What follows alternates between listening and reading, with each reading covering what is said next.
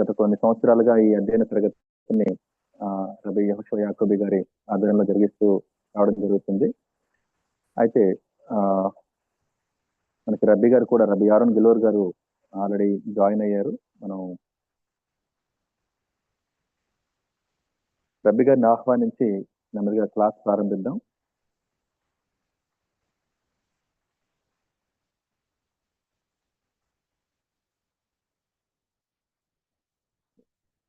Shalom rabi Yaron.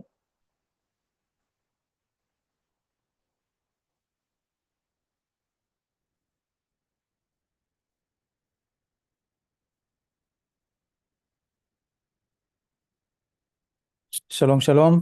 Shalom. Shalom, Jonathan Garu. Shalom, everyone. Shalom, Rabbi.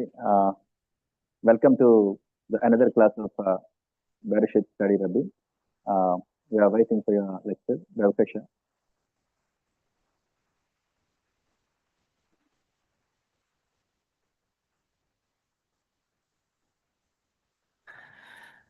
Yes, okay, תודה רבה. And שבוע טוב and חודש טוב. Happy new month of Elul. Today is Rosh Chodesh, the new moon, and it's it's entering, a different atmosphere at this moment where this month starts with the slichot, and repentance, tshuva, preparation for Rosh Hashanah, for the new year in Tishrei, the next month. And so it's a good opportunity to be back and dive into our weekly Bereshit class and the Torah portion of Vayishlach. Yeah, I think we can start if no any announcements or other questions.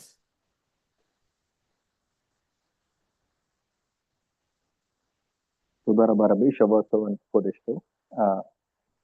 మన నవహి సహోదరులందరికీ, రబ్బీ గారు అందరికీ కూడా శుభవార శుభాతో మరియు కోదేశ్తో ఈ నూతన నెల ఆరంభ శుభాకాంక్షలందరికీ తెలియజేస్తున్నారు.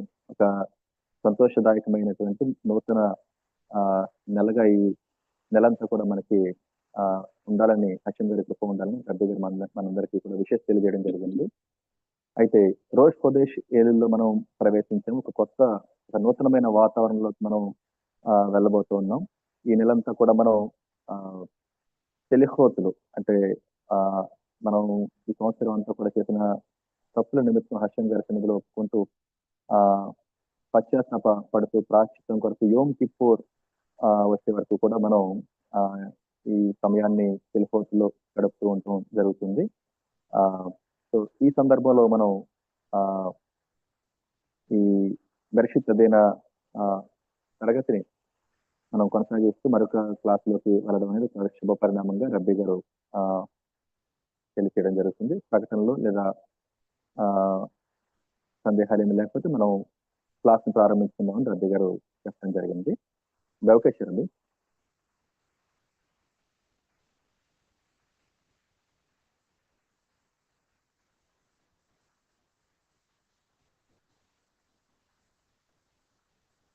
Yes, okay, תודה רבה. And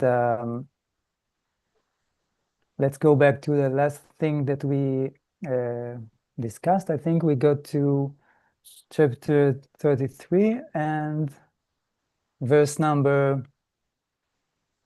18.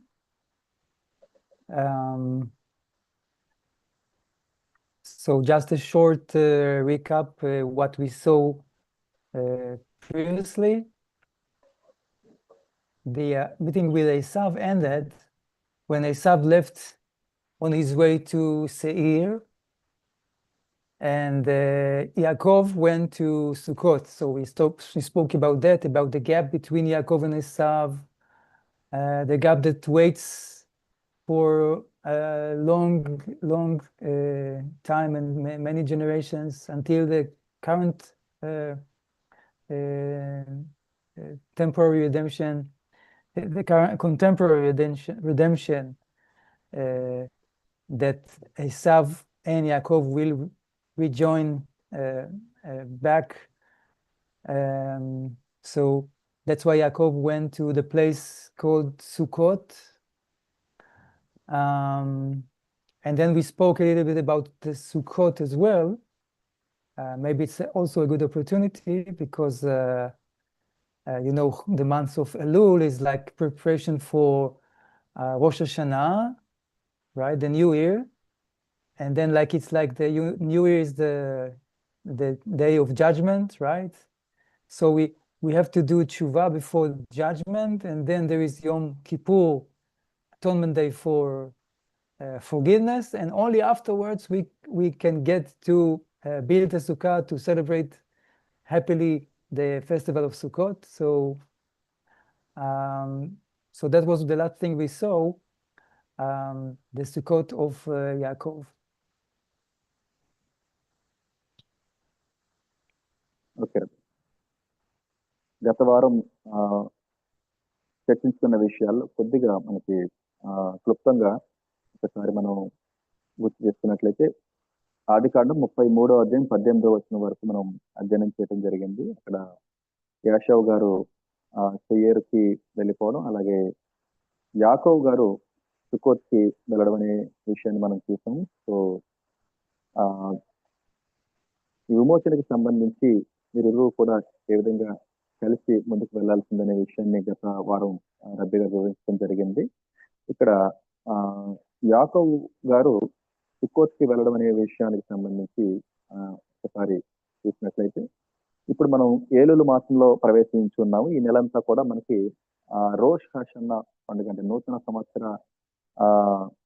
ఆ దినానికి మనం అందరూ కూడా సిద్ధపాటు అవుతూ ముందుకు వెళ్ళడం జరుగుతుంది. అంటే ఈ నెలంతా కూడా మనల్ని మనం శుద్ధి చేసుకుంటూ, అంటే పశ్చాత్తపడుతూ ప్రాయశ్చిత్తపడుతూ హషం గారి సన్నిధిలో మనం చేసిన తప్పులకి సంబంధించి మనం విమోచన పొందు నిమిత్తం చువా చేసుకున్న తర్వాత మాత్రమే, అంటే రోష్ హషానా అనేది డే ఆఫ్ జడ్జిమెంట్, ఒక తీర్పు దినంగా ఉంది కాబట్టి చువా చేసుకున్న తర్వాత మాత్రమే మనం తీర్పులోనికి ప్రవేశించడం జరుగుతుంది. ఆ తర్వాత తీర్పు జరిగిన తర్వాత మాత్రమే మనం సుక్కాన్ని సంతోషకరమైన వాతావరణంలో నిర్మించగలిగే పరిస్థితి ఉంటుంది. కాబట్టి ఈ విషయాలన్నీ కూడా మనం చర్చించుకోవడం జరిగింది అని పెద్దగా తెలియజేస్తూ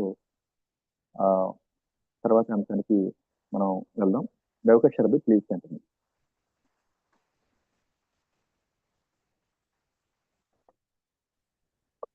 Yes, okay, תודה רבה. Now, so the last verse number 17, stated that Jacob traveled to Sukkot and built himself a house, and for his cattle he made booths. That's the sukkah. Therefore, he named the place Sukkot. And I think we also elaborated this idea that when we ask why Yaakov built himself a house and not a sukkah, we answer that Yaakov had some like a very high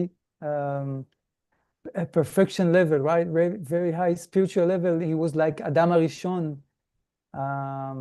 like he was born circumcised, and he has no sins, and like in the level of Adam HaRishon. So in this level, if one gets to this level, he doesn't need any rectification. He's just so he doesn't need a temporary living in a temporary place like a sukkah. He can live in the final absolute place, the home, the house of Hashem, right? We mentioned that the ideal sukkah is the holy temple, and while for us, for the normal people, you know, if you go around in Israel, many people come to say slichot in the Western world, and many people, you know, had this like a little bit of down, like because of the tshuva and repentance, on saying like, oh, so we had so much troubles this year, we did this and that, we have to fix, we fail in some commandments. We didn't behave okay to our close ones and all of this, so we have to do a lot of tshuva. So it's a bit of depressing. It's like the typical nature of Elul, but on the other hand, it's a great merit. I mean, we are not in the level of Yaakov on one hand, but we have to know that this is our conditions of the game. We can use the months of Elul to get progress, to do things a bit differently after like a whole year that we slept away here and there. So it's encouraging us to know that like this, it's not like we are not expected to behave like angels to be angels, but the demand is like to rectify ourselves, to improve ourselves, not to stay, in the static or any regression. So that's the idea, and that's why Yaakov built the Sukkot for his people, right? We saw this understanding that the Sukkot, the cattle of Yaakov is like the people, right? It's like Yaakov is the shepherd and the people are the cattle. So for us as a cattle of Yaakov, we need booths, we need Sukkot to leave our house for a week, to contemplate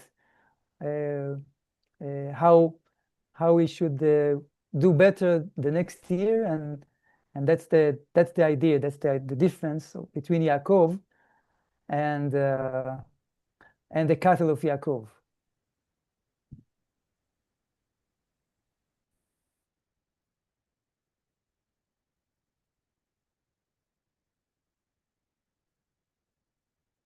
Rabbi.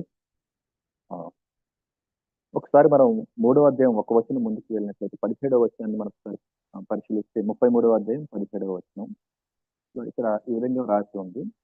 అప్పుడు యాకోబు సుక్కోతుకు ప్రయాణమైపోయి తన కొరకు ఇల్లు కట్టించుకుని తన పశువులకు పాకలు వేయించెను అని ఇక్కడ రాయబడి ఉంది. ఒకసారి ఈ వచనాన్ని చూసినట్లయితే తన కొరకు ఒక ఇల్లుని కట్టించుకున్నారు. అదే అక్కడ తన కొరకు సుక్కాని వేసుకోలేదు, ఇల్లు కట్టించుకున్నారు. పశువుల కొరకు మాత్రం పాకలు వేయించడం అనేది జరిగింది అని ఇక్కడ వ్రాయబడి ఉంది.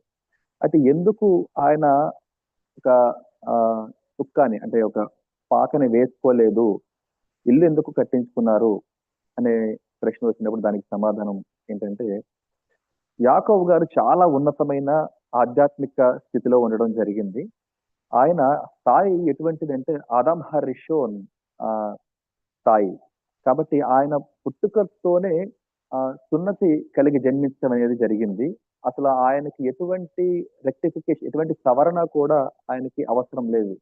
అంత ఒక పరిపూర్ణమైన వ్యక్తిగా, పరిపూర్ణమైన స్థాయిలో ఆయన జన్మించడం అనేది జరిగింది అని రబ్బీ గారు వివరిస్తున్నారు. కాబట్టి అటువంటి వ్యక్తి ఒక తాత్కాలికమైనటువంటి నివాసంలో ఉండాల్సినటువంటి అవసరం లేదు. కాబట్టి అందుచేత ఆయన ఒక స్థిర నివాసంగా ఒక ఇల్లుని నిర్మించుకోవడం అనేది జరిగింది.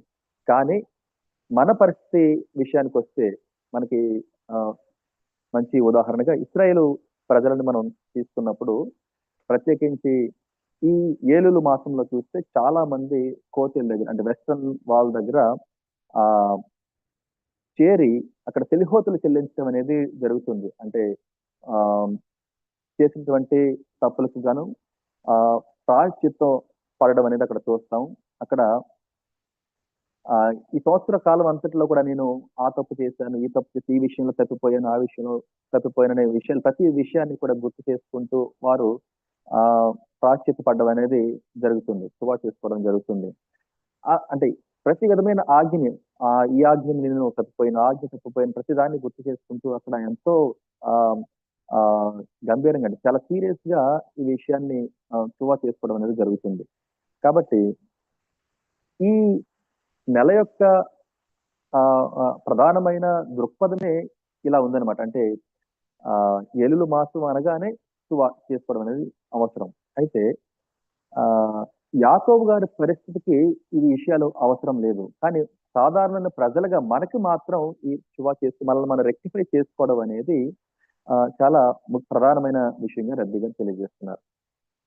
కాబట్టి మనము ఈ ఏలుల మాసంలో ప్రవేశించిన తర్వాత మనము ఒక అభివృద్ధి ఆధ్యాత్మికంగా మనం దేవునికి దగ్గరయ్యేందుకు ఈ నెలను మనం ఉపయోగించుకోవాల్సిన అవసరం ఉందని రబ్బీ గారు వివరిస్తున్నారు. కాబట్టి తోరా మనల్ని ప్రోత్సహించే విషయం ఏంటంటే ఈ ఏలుల మాసం దృక్పథం ప్రకారం మనము దేవదూతల్లా ఉండాలి, ఆ స్థాయిలో ఉండాలి అనేటువంటి ఉద్దేశం ఏమీ లేదు. కానీ మనము ఈ నెలను ఉపయోగించుకుని మనం అభివృద్ధి చెందాలి, మనల్ని మనం మెరుగుపరుచుకోవాలి. గత సంవత్సరానికి రాబోయే సంవత్సరానికి మన పరిస్థితి ఏ విధంగా ఉండాలి అనే విషయం పట్ల మనం నిర్ణయం తీసుకోవాల్సిన అవసరం ఉంది. ఆ అవసరానికి తగ్గట్టుగా ఈ నెల మనకి ప్రోత్సాహాన్ని అందిస్తుంది. హషేం గారు అవకాశాన్ని ఇచ్చారని వివరిస్తున్నారు. ఇక పశువుల కొరకు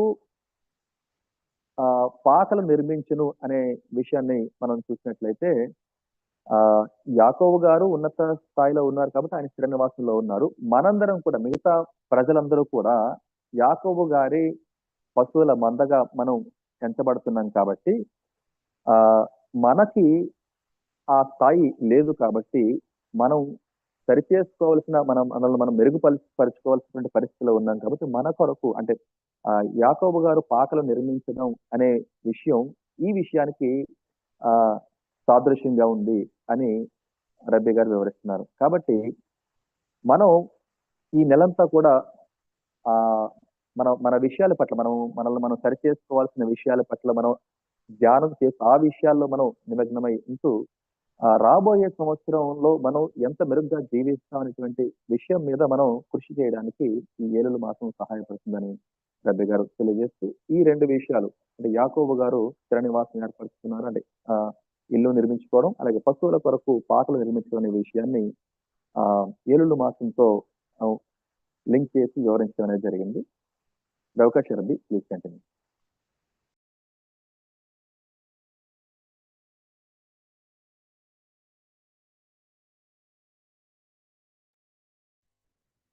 Yes, okay. Right, let's see where we go then. Okay, so we spoke about verse number 17 and a little bit about the months of Elul. And yes, I think now we can go on and move to the next verse number 18. So we saw that Yaakov built a house and booth, and then I tried to argue that it's because of the perfection level of Yaakov, the high level of Yaakov, and if one asks where do we came from, Padan Aram, and he encamped before the city. So the English translation is a bit always shortening the wide meaningful impact of the words, of the Hebrew words, but we can see something maybe in Telugu it would be different, but in any case, like if I follow the literal meaning of the Hebrew words of this verse, so it starts with the words, and Jacob came safely, okay, and the Hebrew words are Vayavo Yaakov Shalem. So safely is one meaning. It's like, okay, he didn't got any troubles or didn't get hurt, right, on the way to Shechem, to the city of Shechem. But in Hebrew, when you say the word shalem, shalem is like also like a complete, like a full, completeness, or even also perfection. And Rashi actually says something like that. So Rashi doesn't say as this English translation that I see. Maybe there are various different translations for this verse, but Rashi says something totally different. He says shalem, literally whole, unimpaired in his body, for he was cured of his limp and whole with his money. He didn't lose anything because of that entire gift that he had given Esav. He was also whole with his Torah, for he had not forgotten any of his studies in Laban's house. It's taken from the Midrash of Genesis Rabbah.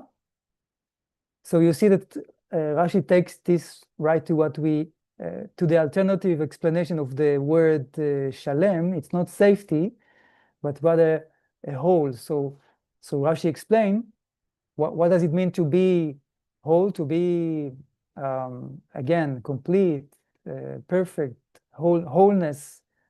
There is, like, the holistic medicine, right? One of the alternative medicine. So probably very, very common in India, various medical treatments, I guess. So Rashi says this wholeness is with his body, like cured from his limp, and his money. He didn't lose anything after all the gifts he sent his brother Esav before they met. And also he didn't forget his Torah. Sometimes when someone travel, when someone go on a journey from one place to another, then it's difficult. Then you can forget. You can change your mind, your mindset, and so that's like praising Yaakov to be whole, not to miss, not to lose anything. So it again connected to the previous point that what is the level of Yaakov, even though he has so many troubles, on the way. Maybe we can, it's a lesson for us. We sometimes find ourselves on the way. We are not in a convenient condition to learn Torah, to be relaxed with our livelihood, and we have some health issues sometimes. But we have to, always keep in mind that it's part of the challenge. It's part of the conditions, and we should not give up the Torah and the spiritual for our heart to be, connected to the divine path. We should not, give up, or we should not do like a standby mode for our Torah, for our spiritual progress, for our spiritual behavior. So again, it's like this perfection of Yaakov. Rashi tells us like a great praise and a great inspiring to see it, right? It's like Yaakov overcome all the troubles. He was able to overcome the meeting with the guardian angel of Esav and take care of his people and his money and his body and everything and the Torah. So that's like that's the challenge that we have we have to do something about it in the month of Elul.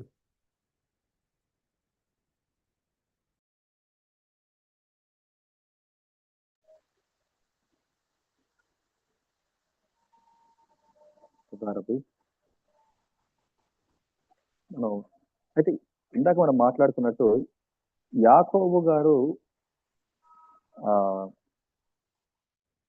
తన కొరకు ఇల్లు కట్టించుకునేను అనే విషయాన్ని మనం చూసినప్పుడు యాకోబు గారు చాలా పరిపూర్ణమైన స్థితిలో ఉన్నతమైన స్థితిలో ఉన్నారు కాబట్టి అనే విషయాన్ని మనం ముందుకు తీసుకురావడం జరిగింది. అయితే అసలు ఆయన ఒక పరిపూర్ణమైన స్థితిలో ఉన్నతమైన స్థితిలో ఉన్నారు అనే విషయం ఎలా తెలుసు అని ప్రశ్న వచ్చినప్పుడు దానికి సమాధానం ఆ తర్వాతి వచనంలోనే ఉందన్నట్టుగా రబ్బి గారు వివరిస్తున్నారు.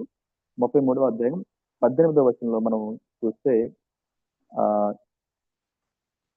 అట్లు యాకోబు పద్దనరాముల నుండి వచ్చిన తరువాత కనాను దేశంలోనున్న షెకెమను ఊరికి సురక్షితముగా వచ్చి అని అక్కడ రాయబడి ఉంది. సురక్షితముగా వచ్చి అని తెలుగులో ఉంది. ఇంగ్లీష్ లో కూడా కేమ్ సేఫ్లీ అని రాయబడింది.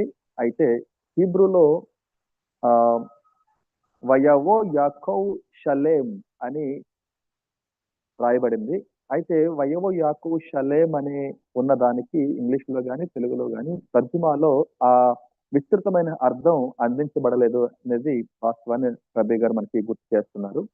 ఇక్కడ ఈ మాట షలేం అనే మాట చూస్తే మనకి అక్షరార్థంలో మనకి సురక్షితంగా వచ్చాను, సురక్షితముగా అనే ఆ భావం ఉంది ఒక అర్థం. అయితే అంటే ఏ విధమైన హానికి గురి కాలేదు, ఆయన గాయపరచబడలేదు అనే మాట ఒకటి. సురక్షితంగా వచ్చారు, ఇది ఒక అర్థం తీసుకుంటే, రెండవది షలేం అనే మాటకి హీబ్రూలో పరిపూర్ణత అనే అర్థం కూడా ఉంది.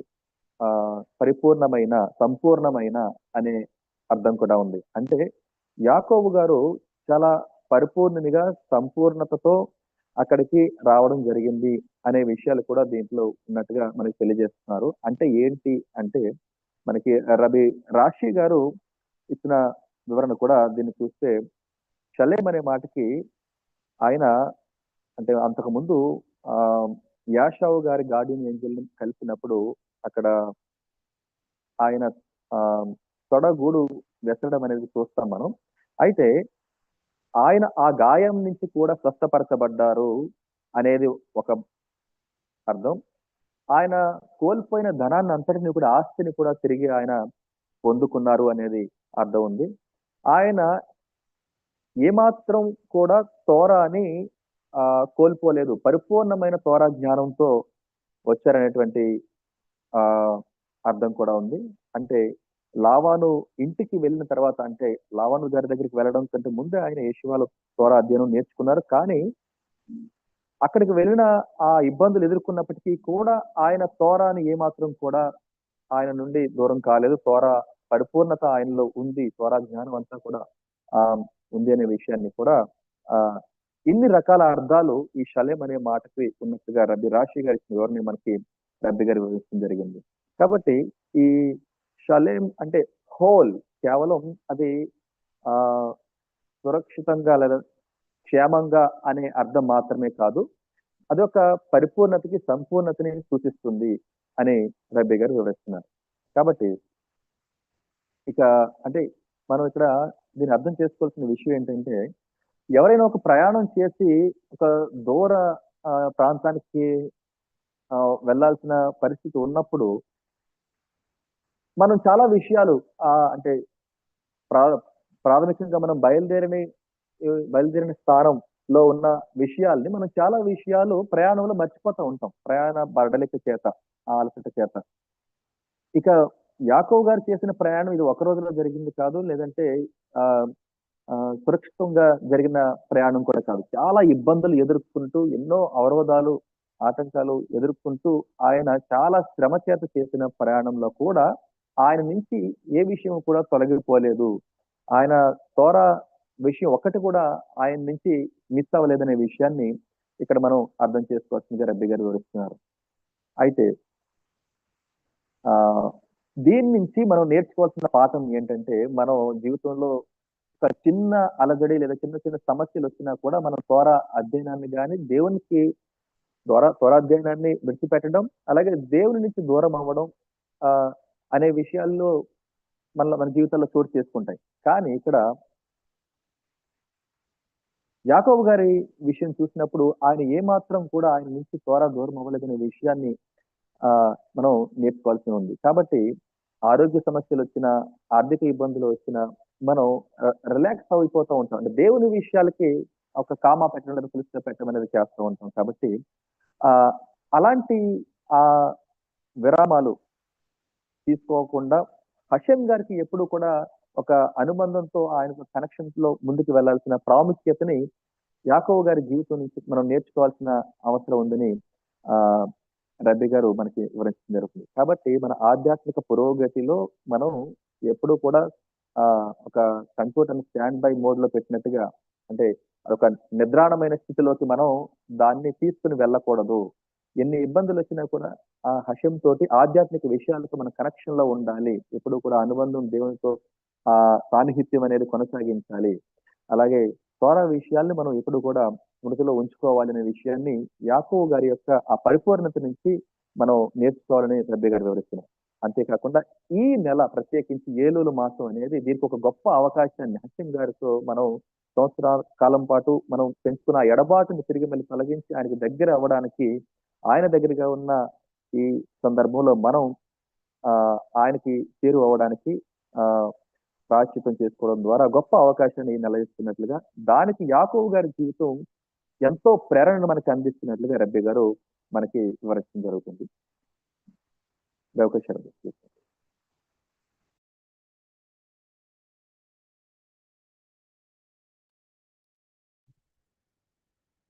Yes. Okay. So perhaps something else that we can gain and learn from Yaakov. It's actually interesting that Rashi comment this midrash that it's like the wholeness is not only in Torah, not only in like spirituality, let's say, but rather it's like it's encompass all the dimensions of one's life. It's like the true unity of values of the human being's life, right? It's like both in the term of material aspects, in the money and the Torah and the health. So it's a monotheistic view of what's our vision. And just to give you an example, it's on. So we, as we said, we don't have to, try to be like stressed because we want to get to the level of Yaakov. It's we have to do what's our spiritual spark is, what's our spiritual root. And for example, just to give you something from Chazal, that the people who learn the inner Torah, esoteric Torah of the Kabbalah, so Chazal teaches us, they teach the sages of Kabbalah, they teach some like preconditions, like what are the criteria in order for one to start learn the Kabbalah, the inner Torah. So they say one has to be 30 years old, at least 30 years old, not before that, not because he's not ready. It's not it's too young, and also one has to be married, okay, to live a family life with a husband and a wife, and also to have like a strong foundation of all the basis of the of the Torah, then not the hidden secret Torah of Kabbalah, but rather the visible Torah, the nigle, what we say nigle. So it means to know the Torah, the Bible, to know the Halacha, Shulchan Aruch. So one has to, spend some time to be to get to a sufficient, stable possession of the let's call it the standard Torah, and then he can start learn the esoteric Torah, the Kabbalah. So that means like as we said, we don't have to be disappointed with that we are not in the level of Yaakov, like to be like Adam Arishon, like an angel or whatever. No, we have to know that it's for our root, the root of our soul is to do our best, what we can do, what our neshama needs to do, right? So we have to meet the conditions that are good for us, like not anyone can learn the Torah. Sometimes people, it's difficult for them to learn halacha. Some people love halacha, but it's difficult to learn the midrash. So it depends. So it's like any person should feel what's the best direction that he can learn, where his heart is willing to learn Torah, and the conditions for the learning Kabbalah is just an example, that like we don't have to be like the prophets. We would like to to progress, that we will get to have prophets speedily in our days, but well, under the current circumstances and our conditions, we want to say, okay, let's see what criteria we ourselves can meet. If you can learn Torah, if we can learn the halacha, right? So like people that start to learn Kabbalah, they say, okay, we wanted to, we follow the rules, like getting married over 30 years old, and learn some Torah for some decades. So that's like the training to start learning the Kabbalah, which is the Torah of the Mekubalim, right? To get to maybe a deeper level, deeper understanding. The great Mekubalim, they have Ruach HaKodesh. So again, it just shows the idea that each one has to follow his neshama, his soul, to see what is best for him, what are the conditions for him, and to do his best in this respect.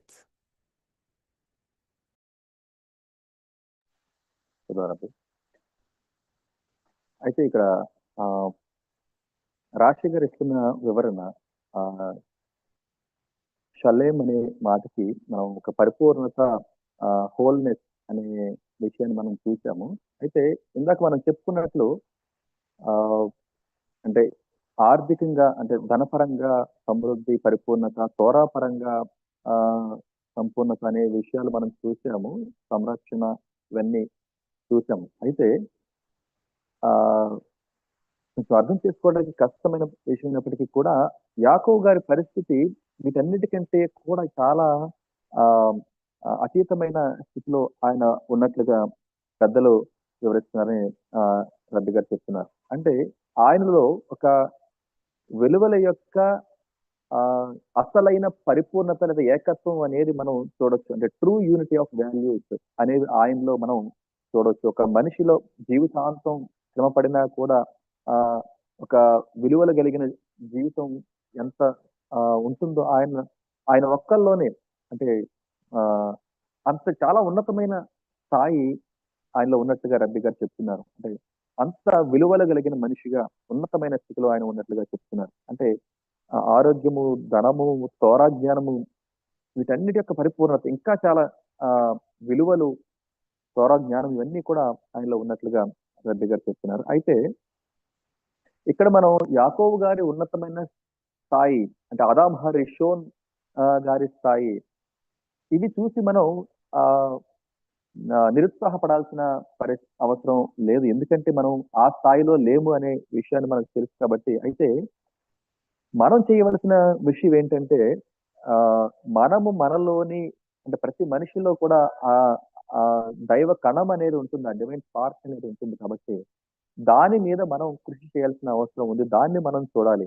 ఖజాల్ అంటే ఇది జ్ఞానులు కూడా చెప్పే విషయం ఏంటంటే ఆ కబలా అనే విషయం గురించి తీసుకొస్తూ, కబలా అనే విషయం అంటే ఇన్నర్ తోర, అంటే లోతైన తోర యొక్క జ్ఞానము అనే విధానంలో మనం చూస్తే, అసలు ఈ తోర యొక్క లోతైన ఆ జ్ఞానాన్ని పొందుకోవాలి అంటే చాలా దానికి నియమాలు విధించడం జరిగింది. అంటే వయసు పరంగా కనీసం 30 సంవత్సరాలు దాటిన వ్యక్తి అయి ఉండాలి అతను. ఆ త్వరలోని ఆ లోతైన విషయాన్ని అధ్యయనం చేసి తెలుసుకోవాలి అంటే దానికి కనీసం ఒక 30 ఏళ్ళు నిండి ఉండాలి. దానికి ముందు అతనికి అనుమతి ఇవ్వబడదు. అయితే అతను అంతేకాకుండా వివాహం చేసుకున్న వ్యక్తి వివాహితుడై ఉండాలి. ఒక భార్య భర్త సాంసారిక దాంపత్య జీవితంలో ఉన్న వ్యక్తి అయి ఉండాలి. అతనికి తోరా యొక్క ప్రాథమిక విషయాల్లో ఒక బలమైన పునాది కలిగిన వ్యక్తి అయి ఉండాలి అతను. అంటే స్టాండర్డ్ తోరా అంటాం మనం. తోరా, షుల్ఖాన్ ఆరోస్ విషయాల పట్ల చాలా ప్రాథమికమైన విషయాల పట్ల వాటిని అధ్యయనం చేస్తూ ఒక బలమైన పునాది కలిగిన వ్యక్తి అయి ఉండాలి.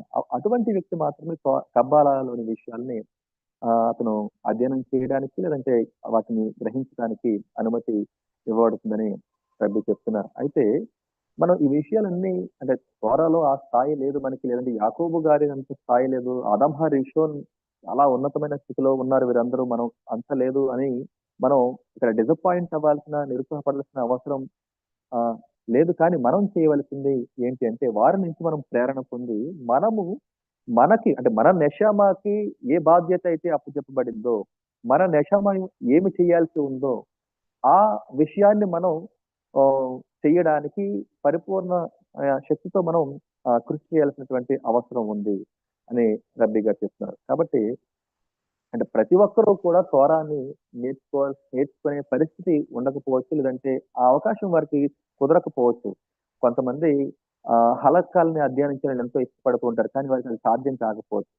కానీ వారు వారి ఆ నెషామ యొక్క బాధ్యతని, ఆ ఇన్నర్ స్పార్క్ ని, లోపల ఆ దైవ కణం ఎటు నడిపిస్తుందో ఆ ప్రేరణను గుర్తించి మనం దానిపై కృషి చేస్తూ నిన్నటికి ఇవాళ, అంటే గత సంవత్సరానికి, ఈ సంవత్సరానికి, లేదా ఈ సంవత్సరానికి రాబోయే సంవత్సరానికి మనం దేవునితో ఆ సాంగత్యంలో జీవిస్తూ అభివృద్ధి చెందుతున్నామా లేదా, మనం మన ఆత్మ హషేం గారితో ఆ అనుబంధంలో మనం ముందుకు కొనసాగుతున్నాం లేదా, ప్రోగ్రెస్ అనేది ఉందా లేదా, పురోగతి ఉందా లేదా అనేది మనం సరిచూసుకుంటూ మెరుగుపరుచుకుంటూ ముందుకు వెళ్ళాల్సిన అవసరం ఉందని చెప్తున్నారు. అంటే కబాలేం, అంటే కబాలని అధ్యయనం చేసేవారికి ఖచ్చితంగా ఆ రువాహ కోదేశ్, అంటే పరిశుద్ధ ఆత్మ అని మనం ఏదైతే చెప్తామో అది ఆ స్థాయిలో వారు ఒక ప్రవక్తల స్థాయిలో ఉంటూ చాలా జ్ఞానం కలిగి ఉన్న వ్యక్తులుగా ఉంటున్నారు. కానీ అంటే ఆ పరిస్థితి మనకి లేకపోయినా మన యొక్క బాధ్యతను మనం గుర్తిరిగి, మన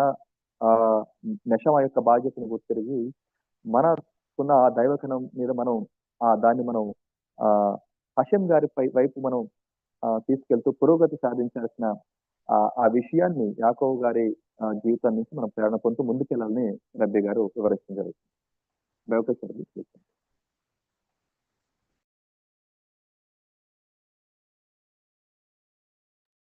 Yes. Okay, toda rabba. Perhaps before we proceed to the second part of the verse, maybe we can see if there are any questions. Anyone so far? Please be welcome. ఈ వచనంలోని రెండవ భాగంలోకి మనం ముందుకెళ్ళబోయే ముందు ఇప్పటి వరకు చెప్పుకున్న అంశాల్లో ఏవైనా సందేహాలు ఉంటే దయచేసి తెలియచేయండి. రబ్బీ గారు నివృత్తి చేయడానికి సిద్ధంగా ఉన్నారు.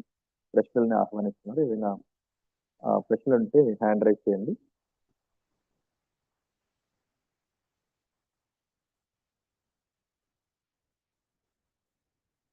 ఒకవేళ ప్రశ్నలు లేకపోతే మనం తర్వాత భాగాన్ని కూడా కంటిన్యూ చేయొచ్చు. ఆ,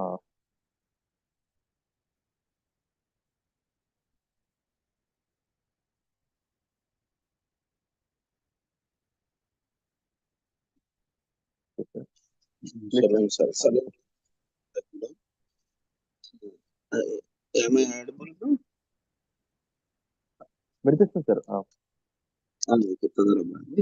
Sir, Rav, my question regarding Esau, Avinu, other side of the coin maybe. Uh, why, what is his intention to receive Yaakov Avinu, who is complete a soul of maybe Adam Arishon, spiritual level. So, was he the Esau Avinu? What happened to him, or he is unable to face or stand before the complete Yaakov Avinu, complete man? Maybe can you discuss about his characteristic? Father Rabbi. Yes, okay, to the Dr. Yaakov Gawur. So I'm not sure I'm following all what you said. You mean to ask about Esav? What about the character of Esav? What about his level, or why? What about the gap between Yaakov and Esav, or is it something different?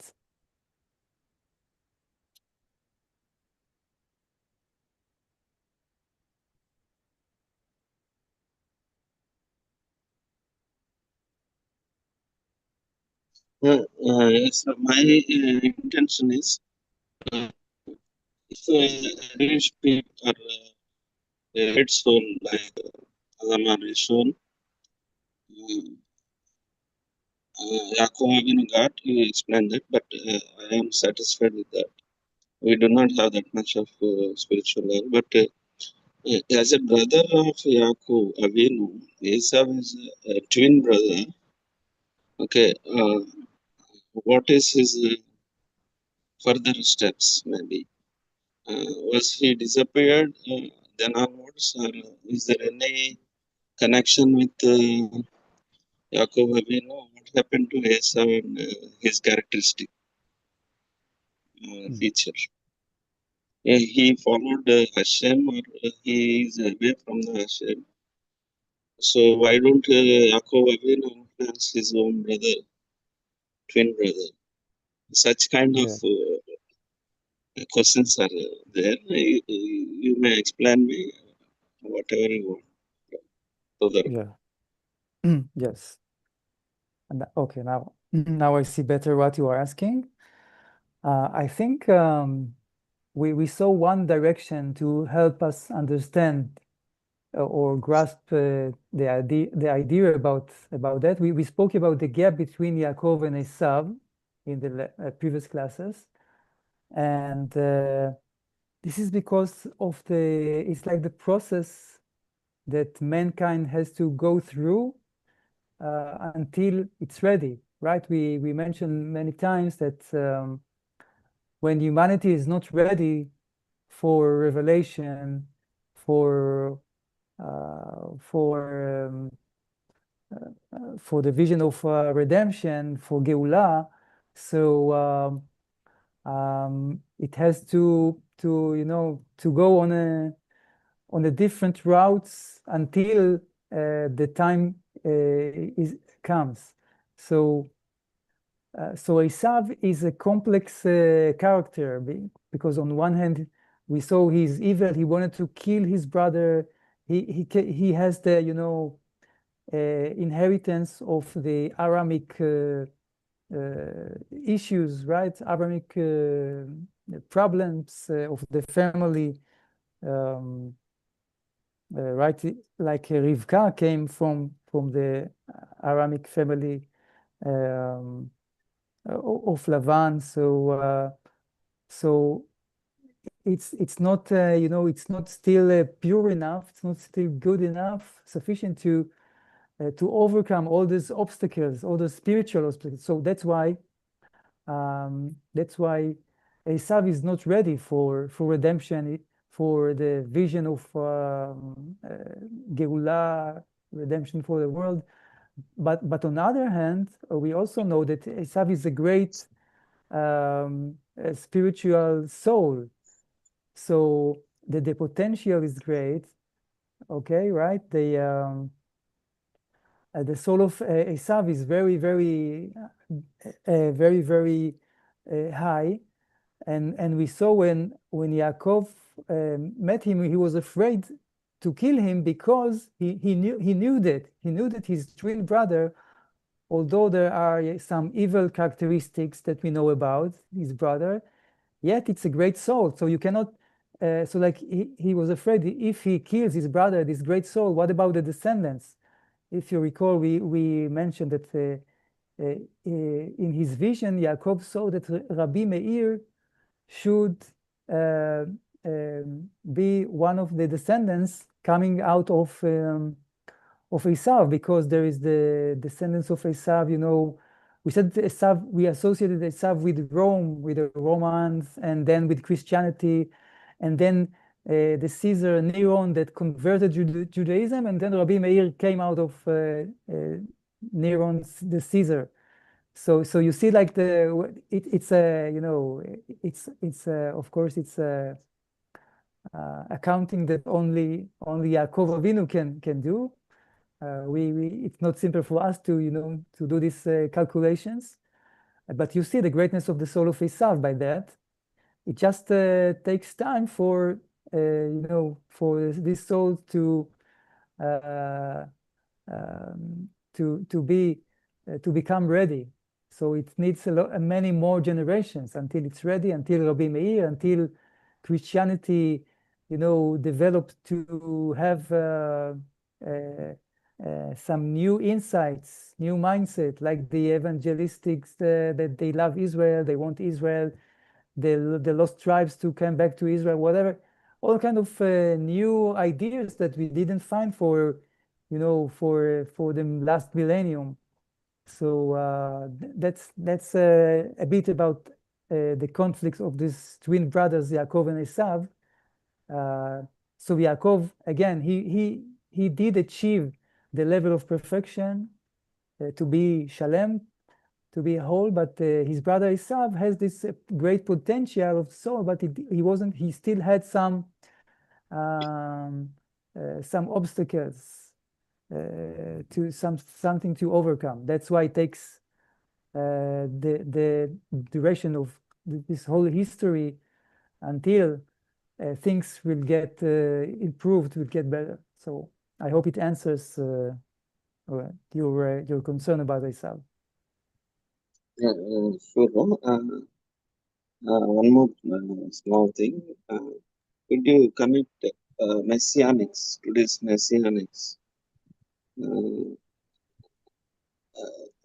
Is it from Esau's what they want to gain? Actually, can you explain it? Messianics are there. Is it from Esau's source, or what is a failure of Judaism, or what it happened? Okay, well, first I would suggest if Jonathan Garou can translate Sure. the answers for your first question. Sure. Doctor Yakov గారు అడిగిన ప్రశ్న ఏంటంటే, మనం Yakov గారి యొక్క ఆ ఉన్నతమైన పరిపూర్ణతమైన ఆధ్యాత్మిక స్థితి గురించి మాట్లాడాము. అయితే ఆయనతో ఉన్నటువంటి తోబుట్టువైన యాషావ్ గారు, అంటే కవలలు ఇద్దరు కూడా ఏకరూప కవలలు. కాబట్టి యాషావ్ గారి పరిస్థితి ఏంటి అనే ప్రశ్న వచ్చినప్పుడు దానికి సమాధానంగా రబ్బీ గారు ఈ వివరణ ఇవ్వడం జరిగింది. అంటే యాకోవ్ గారి విషయం అయితే ఆయన పరిపూర్ణమైన జ్ఞానం పొందుకోవడం ఇవన్నీ చూసినాం. కానీ యాషవ్ గారి పరిస్థితి మనం చూస్తే అంటే ఆ అంటే ఇంతవరకు మనం అంటే మనకి ఉపయోగపడే ఒక దృక్పథాన్ని మనం నేర్చుకోవాల్సిన విషయాన్ని మనం ఒక కోణంలో మనం అధ్యయనం చేయడం జరిగింది. యాషావు గారి పరిస్థితి అనేది ఏంటంటే అంటే మన మానవాళి అందరికీ సంబంధించిన విషయం ఇక్కడ ఏంటంటే మనం ఆ రిడెంప్షన్ కి రెడీగా లేనప్పుడు అంటే ఆ విమోచనకి సిద్ధంగా లేనప్పుడు ఇలాంటి అనేక పరిస్థితులు చోటు చేసుకుంటాయి అని రబ్బి గారు జరుగుతుంది. అంటే ఆ విమోచనని చేరుకోవడానికి భిన్నమైన మార్గాల్లో చాలా కాలం పాటు అనేక విషయాలు జరిగిన తర్వాత అది సంభవించడం జరుగుతుంది. కాబట్టి యాషావు గారు విషయంలో కూడా అంటే ఒక ప్రత్యేకమైన ఒక క్యారెక్టరిస్టిక్స్ ఉన్నటువంటి వ్యక్తి యాషావు గారు. ఆయనలో ఆరామీయుల స్వాభావిక లక్షణాలు ఉండడం అనేది మనం చూస్తాం. ఇక ఈ అరాము కుటుంబం నుంచి మనకి వచ్చిన వారిలో మనకి రెబ్కా గారు ఉన్నారు. వారు ఉన్నప్పటికీ కూడా ఆ ఆరామీయ గుణ లక్షణాలు అనేవి విమోచన చేరుకోవడానికి అంత పరిపూర్ణత స్థాయిలో లేవు, సరిపడిన స్థాయిలో. కాబట్టి యాషావు గారు లో కూడా ఆ లక్షణాలు ఉండడం వల్ల ఆయన ఆ పరిపూర్ణత ఆ గెవులా అనే దాన్ని చేరుకోవడానికి, విమోచనని చేరుకోవడానికి విమోచనకి ఆయన సిద్ధంగా లేరు. కాబట్టి ఆయనలో చాలా చాలా ఉన్నతమైన విషయాలు ఉన్నప్పటికీ కూడా, చాలా ఉన్నతమైన వ్యక్తి అయినప్పటికీ కూడా ఆయన ఆ గెవులాన్ని చేరుకోవడానికి, విమోచనకి సిద్ధంగా లేరనే విషయం ఒకటి మనం అర్థం చేసుకోవాలి. రెండోది ఇంకొకటి యాకోబు గారు యాషావుని గారిని తన సహోదరుడిని కలుసుకున్న సందర్భంలో ఒకవేళ యాషావు ఒక దుష్ట స్వభావం కలిగిన వ్యక్తి అని ఆయనని హతమార్చి ఉండొచ్చు, కానీ అంటే ఆయన చంపడానికి వస్తున్న వ్యక్తి అయినప్పటికీ కూడా ఆయన్ని చంపకుండా ఎందుకు విడిచిపెట్టడం జరిగింది అంటే అక్కడ యాషావుగా బ్రతికి ఉండడం వల్లనే, అంటే కొన్ని తరాల తర్వాత రబి మేయర్ గారు ఆ వంశంలో రావడం జరిగింది. అంటే ఈ రోమియులు, ఈ నీరో చక్రవర్తి, ఇలా ఎంతో మంది యూదుల్ని హింసపెట్టిన వారు ఉన్నప్పటికీ కూడా వారిలో రబి మేయర్ గారు తోరా పండితులు కూడా ఉన్నారు, రావడం జరిగింది ఆ వంశం నుంచి. కాబట్టి కొంతమందికి అంటే యాషావులో ఎంతో పొటెన్షియల్, చాలా సామర్థ్యం ఉన్నప్పటికీ కూడా ఎన్నో అవరాధాలు ఎదురవడం వలన ఆయన వాటిని అధిగమించలేక వారి తరం కూడా ఆ వంశీయులు కూడా, వారి నుంచి యాషావు గారి నుంచి వచ్చిన వారు కూడా అంటే ఎన్నో తరాలు ఈ విమోచనను చేరుకోవడానికి పడుతున్నట్లుగా మనం చూడొచ్చు. ఈ ప్రక్రియలోనే మనం చూసే విషయం ఏంటంటే, అంటే ఆ యాషావు నుంచి వచ్చినటువంటి ఆ క్రైస్తవ్యాన్ని, ఆ రోమియులు క్రైస్తవ్యాన్ని మనం చూస్తే ప్రాథమికంగా వారు యూద వ్యతిరేకులుగా ఉన్నారు ప్రాథమిక స్థాయిలో. తర్వాత ఎవెంజలిస్ట్, అంటే ఏదో సువార్త ప్రకటించాలనే స్థితి. ఆ తర్వాత ఇప్పుడు మనం ఈ మధ్య కాలంలో చూస్తున్న ఇశ్రాయేలు పట్ల ప్రేమ పెరగడం, ఇశ్రాయేల్ దేశం పట్ల, ఇశ్రాయేలు పట్ల అభిమానంతో నడుచుకోవడం అనేది చూస్తాం. ఇంకా ముందుకు వెళ్ళేసరికి ఏ విధంగా వారు పరివర్తన చెందుతారు, ఈ విమోచనకు చేరువవుతారు అనేది మనం ముందు చూస్తాం. కాబట్టి అంటే కొన్ని తరాలు, ఎంతో సమయం పడుతూ ఉంటుంది. కొంతమందిలో అంటే యాషావు వంటి వారిలో ఎంతో సామర్థ్యం ఉన్నప్పటికీ కూడా వారికి అయ్యే అవరోధాలు, వారిలో సంసిద్ధత అనేది లేకపోవడం వల్ల వారికి ఉన్న ఆ అవరోధాలని అధిగమించలేక కొన్ని తరాలు పడుతుంది అనే విషయాన్ని రబ్బి గారు తీసుకుని రావడం జరిగింది. మరొక ప్రశ్న యాకోబు గారు అడగడం జరిగింది. రబ్బి గారి నుంచి మనం వివరణ విందాం. Ravi rabbi, please continue.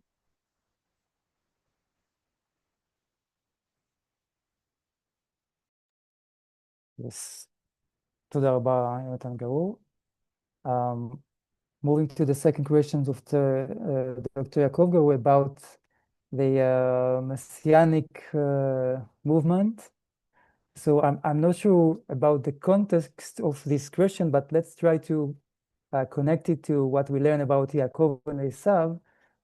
So if we said, that Yaakov is in the higher level of perfection, while Esav has some like barriers and he's not there, and so the impact of this gap is that humanity is not ready for Judaism, for the vision of Judaism, for Israel to become light unto the nations, and the consequences of that is that we get some how to say substitutions. We get Christianity. It's like a lighter way of Judaism that is not fully committed to the words of God in the Torah, right? I don't know, I'm not an expert in Messianic Jews, Messianic movement, but I know that it's like trying to maybe an ultimate effort to draw Jews to believe in Christianity, in the God that became a man. It's like the embodiment. It's one of the most severe prohibitions of Judaism. And if looking of from eyes of from Orthodox Jews, an Orthodox Jew, it's very, very unreasonable, and it's one would not, an Orthodox Jew cannot imagine, how come Christianity come and replaces, for example, Shabbat with Sunday as the holy day, right? Or they cancel the commandments, the mitzvot. So you see that because of this gap between Yaakov and Esav, there are all kinds of like permutations, like Islam is also. So maybe Christianity had to find some compromise with mixing like pagan beliefs that were common at many other places, and similar for the Islam, to try to do some compromising, like taking some some light out of Judaism, but twisting it in a different way so it will be easier for people, so it's not the real authentic path of the creator of the world. So for your question, I think Messianic Jews is one typical, it may be maybe even the ultimate effort to try to make a Jew believe in Jesus, right? It's amazing, by the way. It's an amazing fact, amazing phenomena that the Christians, they were not almost at all able to convince to convert Jews to become Christians. It just didn't work. Jews didn't buy, so they had to find all kind of excuses. What's the problem with the Jewish people to believe in Christianity? Why not? I mean, they suffer so much, in the Inquisition, from the Christians for like so many centuries. So and they didn't want to convert. So you see that the Messianic is like maybe the ultimate way to say, no, we are Jews, but we believe in Christianity. But we are like different Jews. It's like it's Christianity in a disguise, right?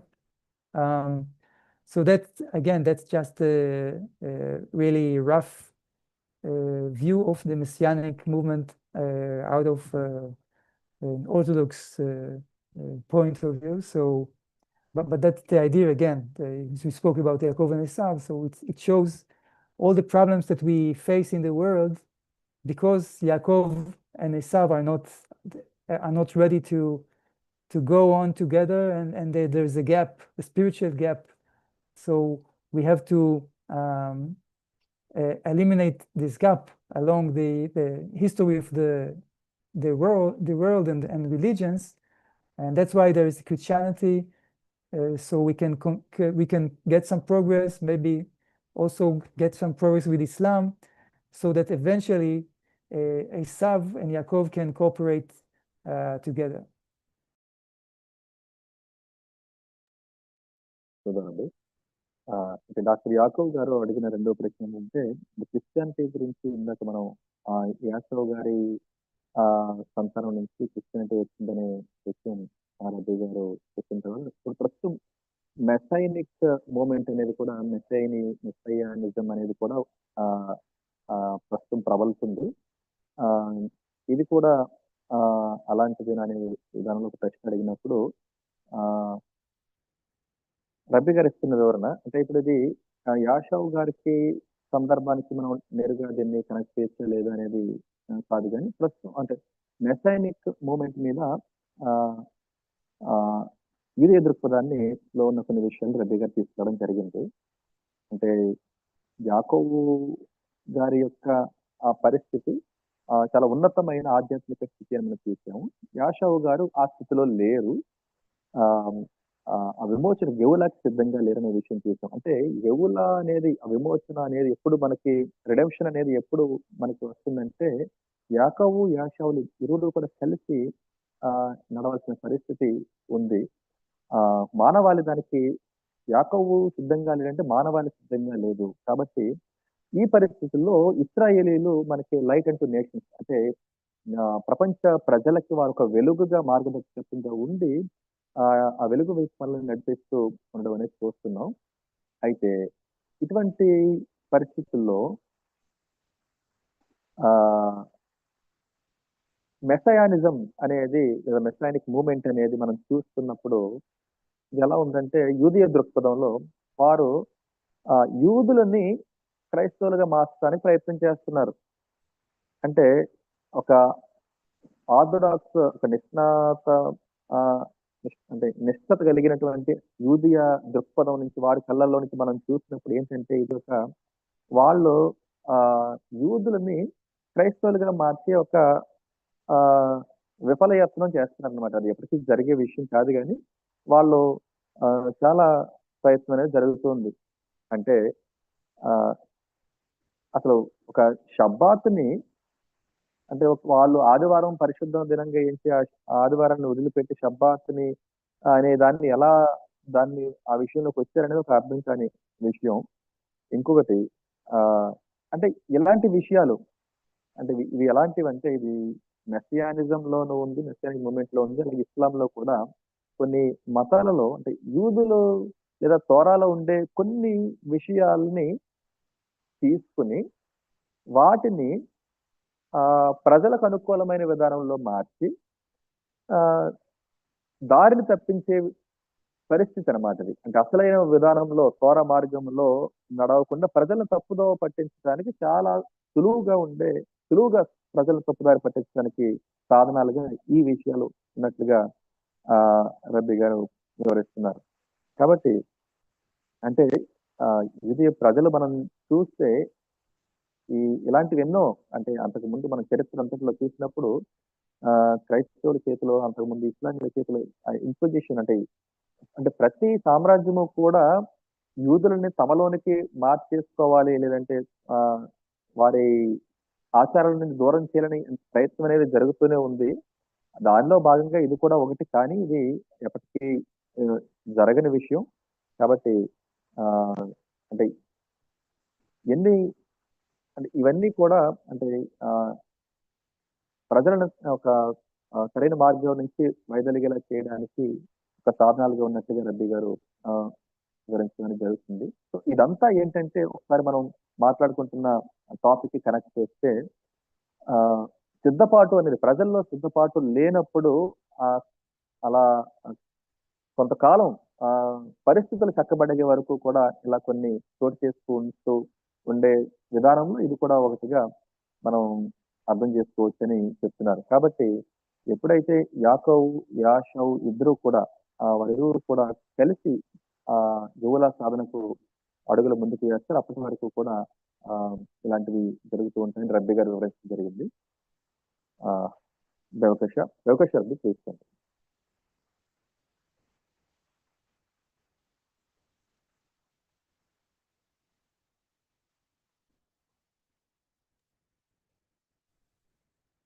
Yes, okay, תודה רבה. Okay, maybe continuing with this idea that we, following the question of Dr. Yaakov Guru, we realized that there's a gap between Yaakov and Esav, and they cannot currently cooperate the best. So what we are about to see next is another try of Yaakov. I wouldn't say a workaround, but to bring a connection of a relationship between Israel and the nations, and this is by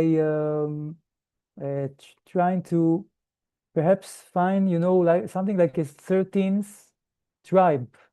So we know there are 12 tribes, the 12 children of Yaakov, right?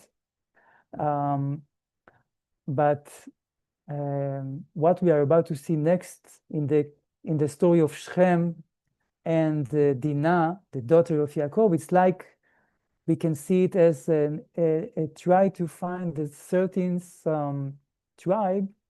So when Dinah is married to someone from the nation, this will bring the connection. This will be like the 13th tribe that connects Israel and the nations. It's like another another path to do that.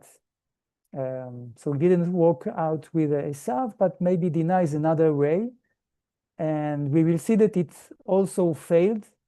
So if the time is not ready, so it's not ready. So there are failures, things are not working, and bad things happened. That's what we are about to see in this story of the city of Shechem and the man, the person named Shechem ben Hamor.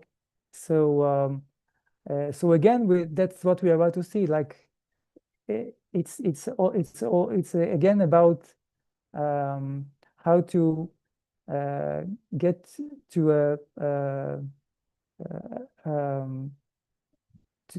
a possession that Israel can cooperate with the nations, and there could be harmony with the nations. And why does it fail? And what turns out from the failures? It's also something valuable. That's what we are about to see. But that's something that we see next.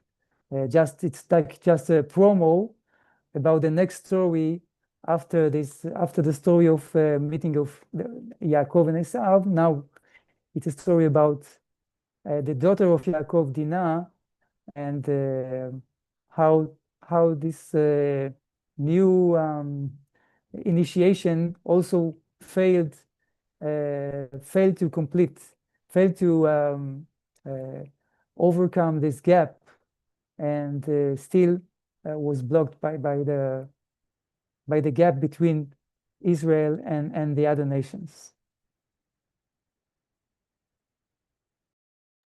Wonderful, Rabbi. Okay. So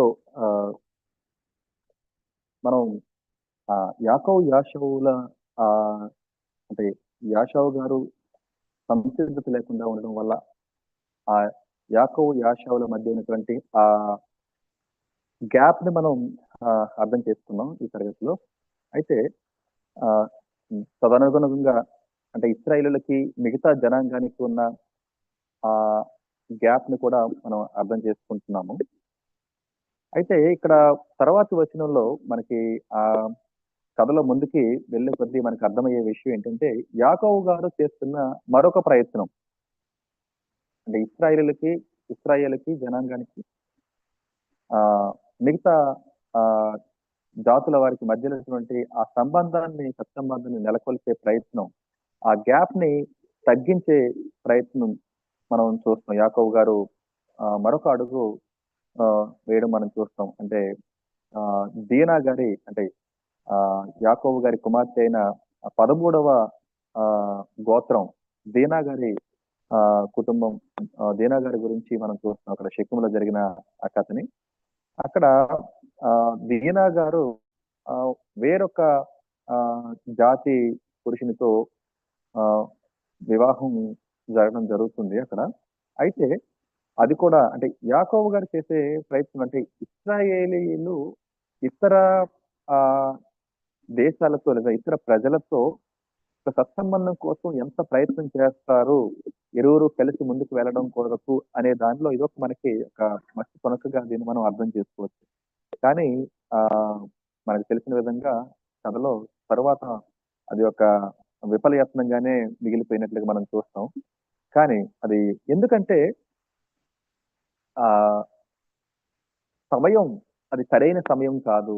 అంటే విషయాలు మనం సరైన సమయంలో ముందుకు అంటే ఒక bad టైంలో మనం అంటే బ్యాడ్ టైం అని కాదు కానీ ఒక సమయం రాకముందే మనం దాన్ని ప్రయత్నం చేసినప్పుడు చాలా దుష్పరిణామాలు ఎదుర్కోవాల్సిన పరిస్థితి వస్తుంది. దానికి ఇది ఒక ఉదాహరణగా ఉంది. కాబట్టి అంటే ఇశ్రాయేలు చేసే ప్రయత్నాలు ఇతర దేశాలతో, ఇతర ప్రజలతో, ఇతర రాజ్యాలతో సత్సంబంధాల కోసం లేదంటే కలిసి హషంని చేరుకునే విధానంలో, కలిసి ప్రయాణం చేసే విధానంలో ఇశ్రాయేలు చేసే ఆ ప్రయత్నం అనేది మనకి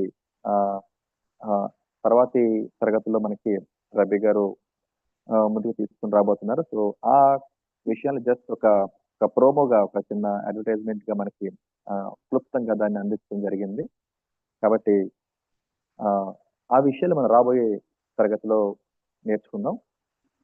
సుధారబ్బా please.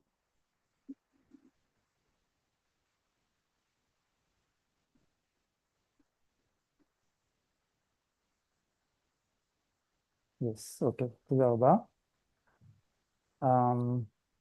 Okay, let's try to just go on with verse 18 that we started, with the first part of the verse, and make some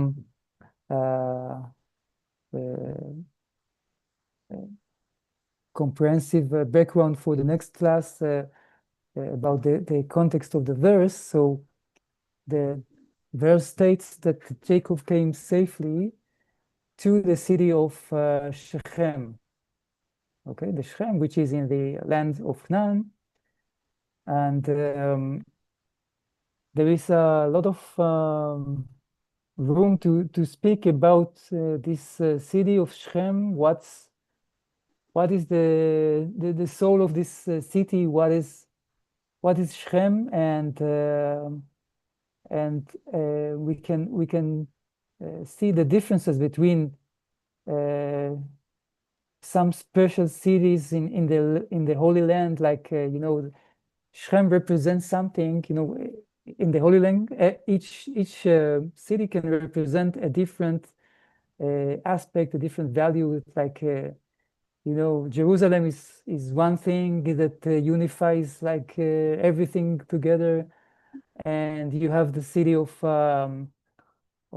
Hebron, the Me'arat Machpelah, the dual cave. It's like it's said to be the gate to heaven, right? It's like it represents the total spirituality. It's like if you go to Hebron, Kiryat Arba, then it's people that like very, very spiritual. It's like lacks the connection to earth, to be down on earth, to act in the worldly things that we live. So there's Jerusalem, there's Hebron, and Shechem is also another thing. Shechem is very strong and material. Many problems are found there in Shechem because the nature of this place. and that's something that we are about to see. This confrontation, this great and terrible event with Dinah and the people of Shechem. It's not just one person. It's not just Shechem, the son of Hamor. It's also the people of the city. They didn't want to save Dinah from Hamor. According to the 7 laws of the Bnei Noach, it's like they are accused not having the commandment of dinim, right, of a court of justice. So they ignore this tragic behavior towards Dinah. So Shechem is a difficult place until this very day. Until this very day, the Arabs, they have the most barbaric, extreme terror groups.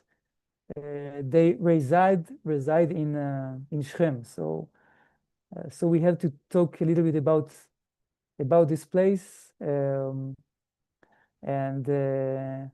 learn something about also about spirituality and the Holy Land of Israel, and the reason Yaakov went to this very place, because he had to do something like some rectification, something to elevate this place. So that's again about the city of Shechem, and we will continue, I guess, surely for the next class with it.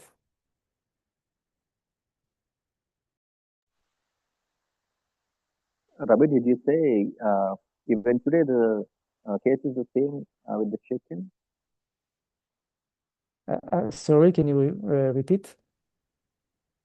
Rabbi, did you say that the case of Shechem is the same even today? Yeah, I mean there is like some kind of harshness, and the people are harsh in this place. Both in the time of the Torah, when in this case of Dinah and Shechem, and also today, until this very day, we find the terror groups coming out of Shechem, Right. that they are the most dangerous and barbaric terror groups. Yeah. Okay, just to confirm. Thank you. Okay, so మనకి దేనా గారి విషయంలో జరిగిన story మనకి తెలుసు. అయితే ఇక్కడ మనకి ఈ విషయాలు మనం పరిపూర్ణంగా తర్వాత తరగతిలో నేర్చుకుంటున్నప్పటికీ కూడా నేర్చుకోబోతాం. అయితే కొద్దిగా మనం చూస్తే ఇక్కడ మొదటి 18వ వచనం 33వ అధ్యాయం 18వ వచనం మొదటి భాగంలో మనం చూసినప్పుడు షెకెము అనే ఊరికి సురక్షితముగా వచ్చి అనే మాట కనిపిస్తుంది. ఇక్కడ సురక్షితంగా అనే మాటని మనం ఇంతవరకు అధ్యయనం చేస్తూ వచ్చాం, అంటే షలేం అనే మాటని. అయితే ఇక్కడ షెకెము ఎక్కడికి వచ్చారంటే యాకోబు గారు షెకెముకు రావడం జరిగింది. ఈ కనాను అనే భూభాగంలో ఉన్నటువంటి ఒక నగరం, ప్రధాన నగరం. మనకి నగరాలు ఇశ్రాయేల్లో కూడా మనకి చాలా నగరాలు మనకి కనిపిస్తాయి. యెరూషలేము, ఇంకా కిరియత్ అర్బా, ఇలాంటి చాలా ప్రధానమైన మక్తేలా, ఇలా చాలా ప్రధానమైన ప్రాంతాలు మనకి కనిపిస్తాయి. ఇవన్నీ కూడా మనకి గేట్ ఆఫ్ హెవెన్, ఒక పరలోక ద్వారంగా ఎంచబడే గొప్ప పరిశుద్ధ ప్రదేశాలు ఇక్కడ ఉన్నాయి. చాలా ఆధ్యాత్మికతనికి అవి సూచించే ప్రదేశాలుగా ఉన్నాయి. హషీం గారితో కనెక్షన్ లో ఉండే విషయాలుగా ఉన్నాయి. అయితే షెకెం అనే ప్రాంతాన్ని చూసినప్పుడు ఇది కూడా చాలా ఒక దృఢమైన పట్టణం, బలమైన నగరం ఇది. కానీ ఇక్కడ ఉండే విషయాలన్నీ కూడా చాలా మెటీరియల్, అంటే చాలా ఏమని చెప్పొచ్చు అంటే తెలుగులో భౌగోళిక సంబంధమైన, ఇహలోక సంబంధమైన విషయాలలో చాలా నిమగ్నమైనటువంటి విధానం అక్కడ ఉంది. అంటే చాలా సమస్యల్ని కూడా ఈ ప్రాంత ప్రజల వలన యాకోబు గారు ఎదుర్కోవటం అనేది మనం చూస్తాం. దీనా విషయంలో వారు ఎంత దుర్మార్గంగా ప్రవర్తించారనేది కేవలం ఇది ఆ షెకెము రాజకుమారుడికి సంబంధించింది కాదు, కానీ మొత్తం ప్రజలందరూ కూడా అదే తత్వం, అదే స్వభావంతో ఉన్నారు ఇక్కడ. ఇక్కడ 7 ఆజ్ఞల్లో మనకి ప్రధానంగా దీని అంటే న్యాయ వ్యవస్థను స్థాపించాలనేటువంటి విషయంలో న్యాయంగా నడుచుకోవాలనే విషయంలో వీళ్ళు మొత్తం ఆ ప్రాంత ప్రజలందరూ కూడా ఈ ఆజ్ఞని విస్మరించినట్లుగా మనం చూస్తాం. కాబట్టి రబ్బీ గారు చెప్తున్న విషయం ఏంటంటే అప్పటి నుంచి ఇప్పటి వరకు కూడా ఈ నేటికి కూడా అక్కడ ఉన్నటువంటి ఇస్లామీయ తీవ్రవాద ఆ ఆ గుంపులు చాలా క్రూరంగా ఆటవికంగా నడుచుకునే స్వభావం అంటే ఇప్పుడు మనం ప్రపంచంలో ఉన్న ఈ తీవ్రవాద సంస్థలను చూస్తే ఈ శకం అనే ప్రాంతం నుంచి ప్రస్తుతం కూడా ఉన్న ఆ గ్రూపుల్లో చాలా ఆటవికంగా నడుచుకునే గ్రూపులు ఈ ప్రాంతం నుంచి వచ్చిన వారు ఉన్నారు. అక్కడ చాలా కఠినంగా ప్రవర్తించే స్వభావం కలిగిన వారి నేర్చి ఉన్నట్టుగా రబ్బీ గారు తీసుకురావడం జరిగింది. సో ఈ విషయాలన్నింటినీ కూడా మనం తర్వాతి తరగతిలో చాలా విపులంగా వాటిని మనం రబ్బీ గారి ద్వారా నేర్చుకుందాం. సో ఈ క్లాస్ ని ఇక్కడికి రబ్బీ గారు ముగిస్తున్నారు. అవకాశం rabbi, please continue.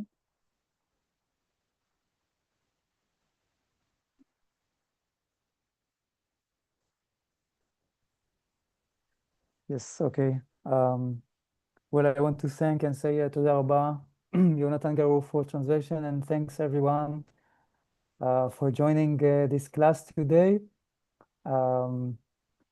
And I want to also wish you a happy new month of Elul, and all the blessing for spiritual and joyful month before the holidays season.